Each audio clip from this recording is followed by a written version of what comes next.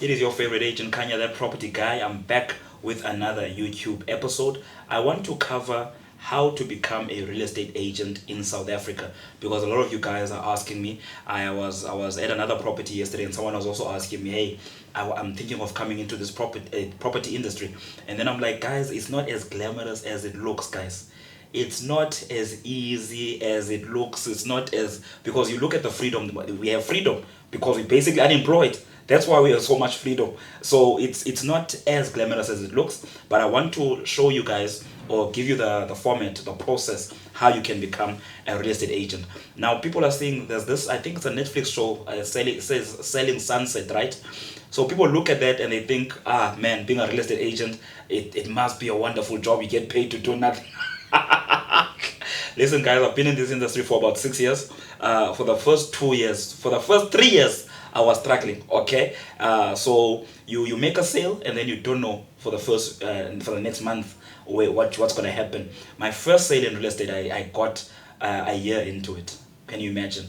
I think I'll tell the story later. Let me first start with the process, and then I'll tell the story of how I became a real estate agent. Okay, so the first thing is you must have matric. Okay, now if you are educated in something, that's a bonus, but you must have matric.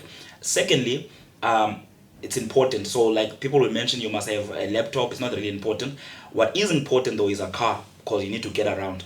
If you don't have a car, then you must have money for Uber, or you're gonna take a taxi everywhere, because you move between places. Let me just give you guys an example. Last week, Wednesday and Thursday, this was my schedule. I woke up, I went to Brackenfell, to the office. From Brackenfell, I had to go to Delft. From Delft, I was in Fuleni. From Fuleni, I had to go to Easter River. From Easter River, I had to go to Stellenbosch. From Stellenbosch, I had to go to Guguletu. From Guguletu, I had to go back to Easter River, and then I went home. Then on Thursday, I woke up, I had to go to Silver Sands. From Silver Sands, I had to go to Delft. From Delft, I had to go to Brackenfell. From Brackenfell, I had to go to Stellenbosch. From Stellenbosch, I had to go to Ppra. From Ppra, I was in Ppra until around 7 o'clock. I had my last viewing, 7 o'clock. From Ppra, I had to go to Kraaifontein, because I was signing an offer to purchase there. In Kraaifontein, Purane Estate. I was there around, I think, 8 o'clock. 8. I only got home 9. That was Wednesday and Thursday. So can you imagine the amount of petrol? So like, imagine you don't have a car. You're going to be Ubering to all these different places. So that's why a car is important. Matric and a car, your own mode of transport. Doesn't matter if it's a Tez, guys. When I started out, I had a Polo that my parents bought me. It was a Polo Player. Then I upgraded and I got a Polo Classic. Yes, that's an upgrade. Polo Classic is definitely an upgrade. Okay, go argue with your friends. So anyway, you get a car, you have a matric. Now you go to a company, a Harcourt's done maybe.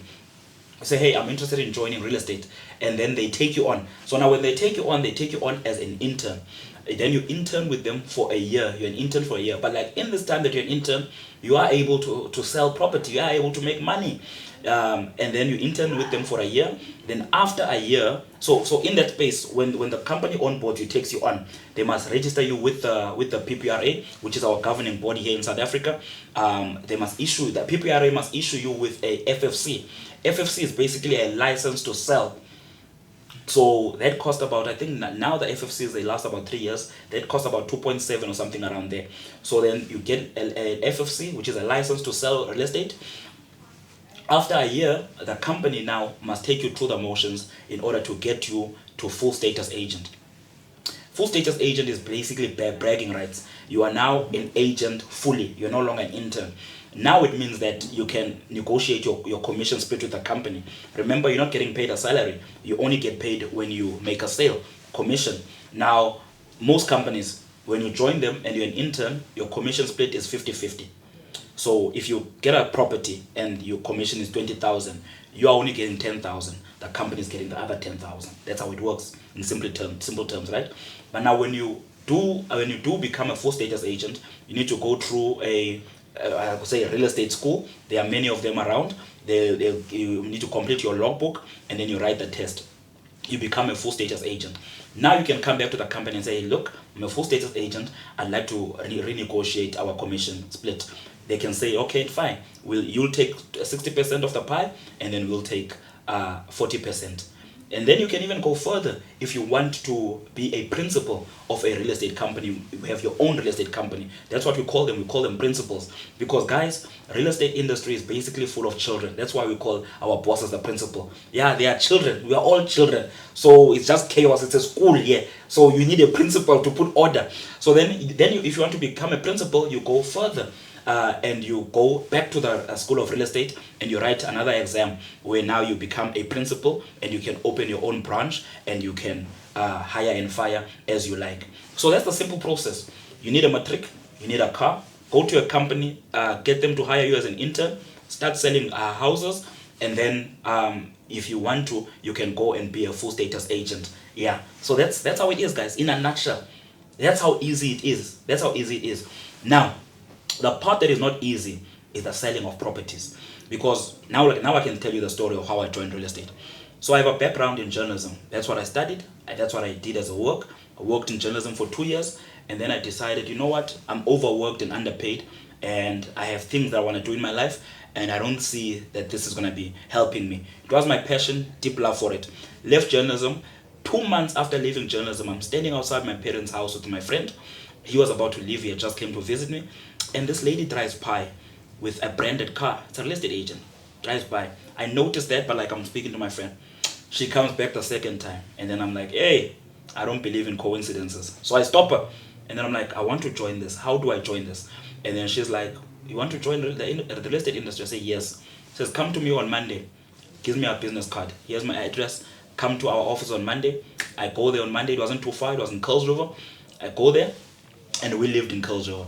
So I go there on Monday, do the interview, I get hired on the spot. Now, that's not a brilliant achievement for you in real estate to get hired on the spot, because it's quite easy to get a job in real estate. Yeah, it's literally the default factor for anybody in life. So then I get hired on the spot, and in my head, because this lady drove a Benz, her name was Jean Smith. She drove a Benz, and in my head I told myself, hey, in a few months I'll be driving this thing. I didn't know what was coming. So then I used to go to the office and I would just think that the stock comes, the houses, they come to the company and then they have to sell them. No, you have to look for your own stock. You have to go out there and advertise. You have to print out pamphlets, spending money. So my father would give me money to print out pamphlets, in addition to them buying me a car in order to, because I needed a car. Jean explained this to them. So then my parents, thank God, bless their souls, very supportive, bought me this car. My father was buying me the pamphlets. Before they bought me the car, my father would give me money to print out the pamphlets, and then my mother would drive me around to go drop the pamphlets, and I would get some small boys, and then they'd help me put out the pamphlets and stuff like that. So that's what I did. Took me about 8 months to get my first deal from my good friend Malis, who I was with him in high school. His girlfriend's mother was selling a property. Then I got that property, my first mandate that I got. That's how I got it. But I never sold that property. I did everything, did the viewings, it never got sold. Then I got another property from within the company, which was an open mandate. I know these terms they don't really mean much to you. Then in that open mandate, I was able to sell that property. Now, this wasn't my property. It came from another company. They were starting to sell it, shared it with us. I got it, and then I sold that property. From that, my first sale, right? Now remember, this is how it works. I said the commission split 50-50, but now it's another agent's. It's another agent's stock. So from that deal, I was supposed to get, I think, 16,000, but now I'm splitting with the agent. So I think the commission was 32,000. I'm splitting with that agent, so I'm getting 16. It comes to the company. I split with the company. So in my bank account, I only got 8,000. That's how much I got. But I was very happy. It was my first sale. I was like, wonderful, a taste. You know when my next sale would be in a couple of months. In a couple of months, that would be my next sale. But I say that to just, I'm not discouraging you. I'm trying to give you the reality. When I joined the company, when I got hired that Monday, in that week, 2 other people got hired with me, young people. 6 months later, they dropped out. They left real estate because it's not easy. It requires for you to have a level of madness and also a level of support, because I was only able to join the real estate industry because I lived with my parents. I could never do real estate, start in real estate right now at this point, where, you know, my wife is a stay-at-home wife. I have a child. I would never just willingly come in an industry where I'm not going to get money. You get what I mean? But at this stage, I was able to do that because I had that support. I didn't have really that much bills to pay. So if you are thinking of leaving your daytime job, you want to come to real estate, you think you're going to make the millions, I would say try it part-time. See if you are able to do this, because it's an industry where you can make money. It's really one of the industries where you really can make money. You can go from zero to hero. You can go from a centennial to a millionaire in real estate. I'm not there yet. I'm still trying to to get these millions. But like, it's really one of the industries where you are able to do that. Jen Smith, our lady that I told you about, she passed away. She literally was one of those people who went from zero to millionaire. She was an extraordinary leader. So it's that kind of industry, but the work that is required, because people need to know that you are in the property industry. People need to know that you sell real estate. When people think when a seller thinks I want to sell my property, I need to think, oh, there's this guy Kanya. You get what I mean? So that's the level of work that you see. So many agents that are not selling, they say there's no money in the real estate industry. Ask them what they were doing on a daily basis. You find out they woke up at 11 o'clock, they got to the office at 1 o'clock, they left the office at 2 o'clock, and they said they worked. But the streets need you. You need to drop pamphlets. You need to have a social media plan. You need to do all these many things in order just to get one sale. So that's the real estate industry in a nutshell.